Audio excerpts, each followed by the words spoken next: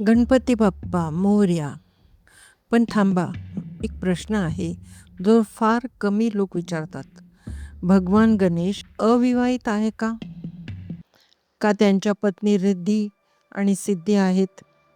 भारताच्या काही भागात गणेशाला ब्रह्मचारी मानलं जातं, तर काही ठिकाणी ते विवाहित देवता आहेत, ज्यांच्या पत्नी आहेत रिद्धी आणि सिद्धी. मग खरं काय आहे? आज आपण उलगडणार आहोत या गूढ रहस्याचा खरा आध्यात्मिक अर्थ.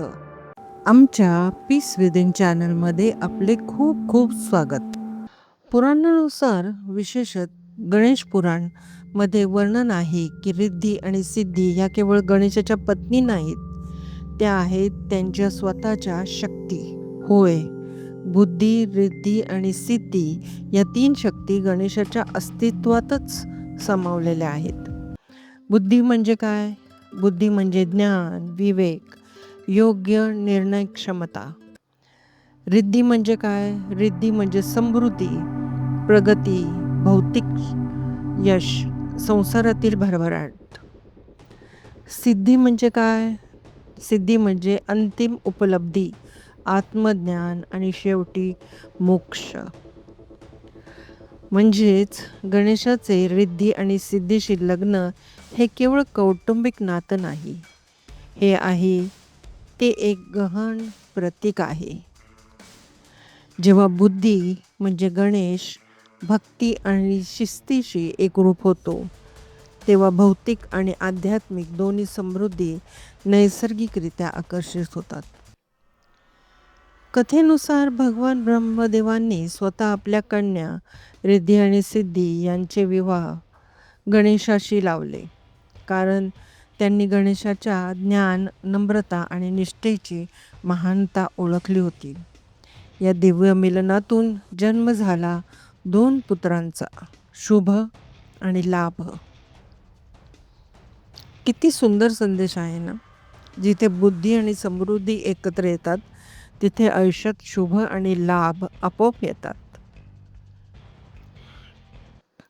उपनिषदात एक अत्यंत प्रभावी मंत्र आहे, त्वम शक्ती त्रयात्मक. हा मंत्र आढळतो गणपती उपनिषदामध्ये. अर्थ काय? हे गणेश, तुम्ही 3 शक्तींचे मूर्त स्वरूप आहात. त्या 3 शक्ती कोणत्या? ज्ञान, इच्छा आणि क्रिया. ज्ञान, ज्यांचे आधिपत्य आहे देवी सरस्वतीकडे. इच्छा, जी लक्ष्मीच्या स्वरूपात प्रकट होते. क्रिया, जी पार्वतीच्या शक्तीतून कार्यरत असते. आणि याच 3 शक्ती गणेशात बुद्धी, रिद्धी, सिद्धी म्हणून प्रकट होतात. म्हणजेच गणेशाकडे आहेत ज्ञानाची शक्ती, समृद्धीची शक्ती आणि मुक्तीची शक्ती. तो केवळ विघ्नहर्ता नाही, तो आहे संपूर्ण जीवनाचा संतुलन करता. म्हणूनच जेव्हा आपण भक्तिभावाने प्रार्थना करतो, वक्रतुंड महाकाय, तेव्हा आपण फक्त विघ्न दूर करण्यासाठी नाही, तर ज्ञान, संपत्ती आणि मोक्ष या 3 गोष्टींच्या कृपेसाठी प्रार्थना करत असतो. गणेश विवाहित आहे की नाही हा प्रश्न बाह्य आहे. खरं उत्तर आहे, ते स्वतःच रिद्धी, सिद्धी आणि बुद्धीचे मूर्त स्वरूप आहेत. जेव्हा आपण गणेशाची उपासना करतो, तेव्हा आपण जीवनातील बाह्य यश आणि आंतरिक शांतता दोन्हीला आमंत्रण देतो. परब्रह्म रूपम गणेशम भजेमा. चला, आजपासून गणपती बाप्पाला फक्त विघ्नहर्ता म्हणून नव्हे, तर ज्ञान, समृद्धी आणि मुक्तीच्या त्रिवेणी स्वरूपात पाहूया. गणपती बाप्पा मोरया.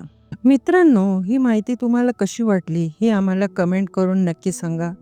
व्हिडिओला लाईक, शेअर आणि सबस्क्राईब करायला विसरू नका. धन्यवाद.